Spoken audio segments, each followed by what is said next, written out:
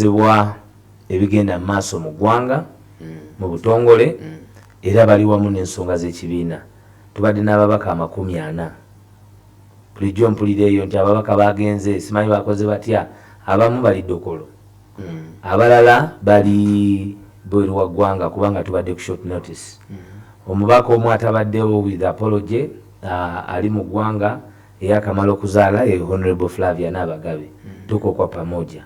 So babaka 6 bokka be batabaddewo naye ng'ate ababaka batabaddewo 6 era nammwe bannayuganda bwe mbabulira amanya kisuubirwa nti abo bateekwa obuteekwa obutabaawo era nga ababaka abo ye Honorable ye Mwami Lwanga Jimmy wetabaddewo era badasubira obutabaawo hiya ye natya adugumira adugumira iwe asa wale kavule asale kavule iwe ndiye kavule iwe adugumira wabaddewo twakagabo tabaddewo oyo naye okimanyi bulungi nti ali proven casualty. Tewabaddewo waliwo ekisajja eyo kyeyo Ntebe twakola ensobi eyo twagala okwetondera bannantebe ne bannayuganda kuba twamulaba naye olw'omutima gw'okwagala okusigala ku ekyo kye tuzimbye eky'ensonga ogugwa ekyayitawo ng'ekizibu naye tujja kukisolovinga era twetondera bannantebe tujja kukitereza mbwa tekamwa era yetakamiddwa. Tewabaddewo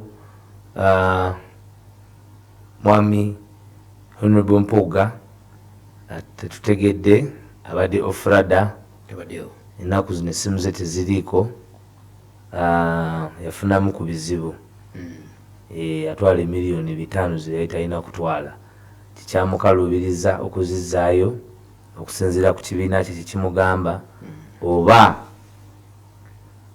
okulekulira oba okwetondera bannayuganda. Ebyo byebimu ku byasuubirwamu singa anaasigala ng'atambula ne bannayuganda.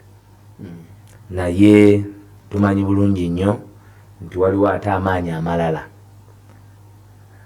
n'emisambo emirala egimukaluubiriza okusalawo ekituufu. Twongere bannayuganda okumusabira kubanga bwe yali ku CBS yagamba nti ssente tazifunanga naye omwogezi wa Uganda owa gavumenti yanakyemalira ofuna opondo ye kyamusimaituka muna baali bakalimu kuba nti ag'amazima otagogera yakoba nti be ssente yafuna olwamala ati nti ate tiyafuna waali wazira na ssente tezaaliwo naye obwangu bw'akasiimu bawandiikire sipiika yawandiika ebbaluwa negenda ewaani negenda ewa akulira sako ya palamenti ne bamuwa ssente ng'ejambi yenyoke Masaka bannamasaka bali mu kutemwatemwa. MP waabwe ow'ekibuga Mpuuga alina kisawo anoonyawo ateeka 5. Mpuuga tabaddeewo mu lukiiko atabaddeewo.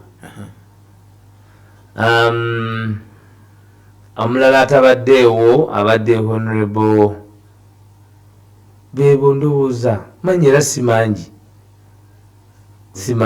gundi abaddeewo owa Kawempe South ani owa Kawempe South kaze utabadde weno bwine lyolesi akandi ni bwentagaleeta wenda ku mwoyo baire nuzolina neryo oyo muganda wange anti oyo mwerabire ngeri gyali muganda wange naye tabaddeeyo. So naye ng'olukiiko lugenze era ababaka ba palamenti ne bakuba ekirayiro ekipya nga kye bakuba ejjinja katulina Dekavule second declaration. Ekirayiro ekyo nga kigamba nti tebakwatanga ku nguzi, tebeesemberezanga enguzi, tebakemebwanga olw'enguzi, bayimiriranga ku mazima n'obwenkanya. Leero bazeemu ne bakuba ekirayiro ekyo anonymously era tubitadde bannayuganda mutegeere nti ebigambo ebibongoosebwa ebitambuzibwa nti tetuli in charge the affairs of the National Unity Platform byapa byabwewusa byabujega naye tuko kwa pamoja ffe tukyatambuza ekyo bannayuganda kye baatutuma kye baatwazika okulaba nti twenunula ffenna nga bannansi.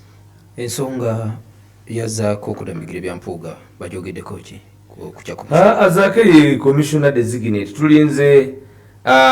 tulinze okulekulira kwa